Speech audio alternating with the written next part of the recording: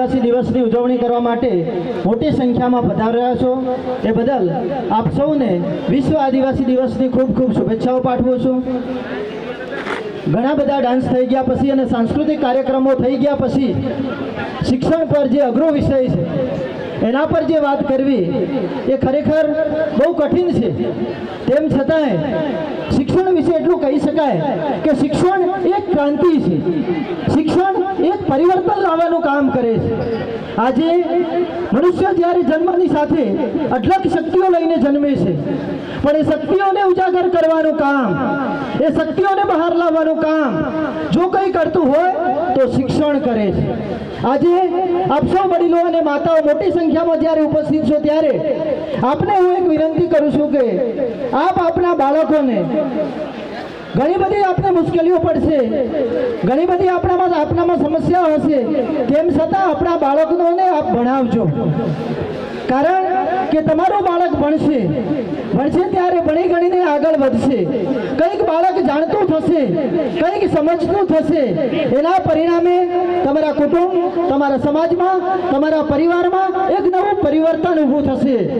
અને ખાસ કરીને માતા પિતાઓને વિનંતી કરું છું કે તમારા 8 થી 12 સુધીના બાળકોને એક મોબાઈલ અને બાઇકથી દૂર રાખવાનો પ્રયત્ન કરજો। કારણ કે આજના સમયમાં જે સૌથી મોટી લત હોય આપણા બાળકોમાં તો મોબાઈલ અને મોંઘી ગાડીઓ લઈને સ્ટન્ટ કરવી અને ગમે તેમ ફરવાની જોવા મળે છે। એટલે એના તરફથી આપણે ખાસ માતા પિતા તરીકે સાવધાન રાખવાની જરૂર છે। બીજી મારે વાત કરવી છે આજના યુવાનો અને યુવતીઓ જેઓ અભ્યાસ કરી રહ્યા છે, માતા પિતા તમારા પર વિશ્વાસ મૂકે છે, તમને મહા મુશ્કેલી બેઠીને પૈસા આપે છે, એમના એક એક પૈસાનો હિસાબ આપજો। કારણ કે જે માતા પિતા પૈસા કમાય છે એમને ખબર છે તમને માતા પિતા પેટે પાટા બાંધીને ભણાવે છે તો આપણે પૂરેપૂરી મહેનત કરીએ। એવું કહેવાય છે કે જ્યારે સમય હોય છે ત્યારે સમજણ નથી હોતી અને સમજણ હોય છે ત્યારે સમય નથી હોતો। આજે તમારી 15 થી 25 વર્ષનો સમય એ તમારું કેરિયર બનાવવા માટેનો છે।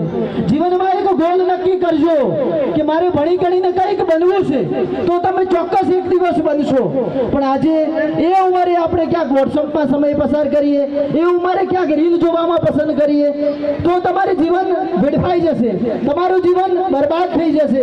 પણ તમે ભણી ગણીને એવી કારકિર્દી ઊભી કરો કે ભવિષ્યમાં બીજા લોકો તમારી પાસે આવીને રીલ ઉતારે, એવા આપણે બનવાનું છે। આપણામાં તાકાતો સામાન્ય નથી, આપણે જે ધારીએ તે કરી શકીએ છીએ। કેટલીક વાર આજે દુઃખ સાથે કહેવું પડે છે કે 15 વર્ષનો દીકરો હોય, 15 વર્ષની દીકરી હોય અને ભણતા ભણતા ક્યાંક પ્રેમ થઈ જાય। મિત્રો, આ દુનિયામાં પ્રેમ કરવા માટે કોઈ નવરું નથી, આ દુનિયા તમને ફસાવવા માટે નવરી છે। કેરિયરના સમયમાં અમુક બાબતોથી આપણે દૂર રહેવાની જરૂર છે। બીજી આપણે ખાસ કરીને જે મુશ્કેલીઓ સમય છે પ્રાથમિક શિક્ષણમાં છે। આપણા કુટુંબ અને ફળિયામાં જે સૌથી મહત્વના વર્ષો છે પ્રાથમિક શિક્ષણના છે।